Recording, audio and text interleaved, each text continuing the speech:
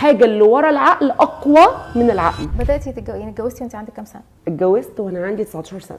كنت في الجامعه؟ هقول لك، انا خلصت ثانويه عامه، كانت قبل ما النتيجه تظهر، يعني جوزي هو اللي جاب لي النتيجه. اتجوزت وانا الترم الاولاني في اولى جامعه، يعني الموضوع كان قوي. جدا، يعني صغيره جدا جدا. يعني ده كان يمكن تحدي مش سهل زي ما بيقولوا، ولكن ربنا سبحانه وتعالى يمكن كان عارف او كان عالم ان انا في السنه دي بابايا مات. يعني انا اتخطبت يوم 8/8، بابايا مات 7/9. فانا كنت طبعا مرتبطه جدا جدا جدا ببابا، يا ارتباط رهيب، بس ارتباط حب مش ارتباط تعلق.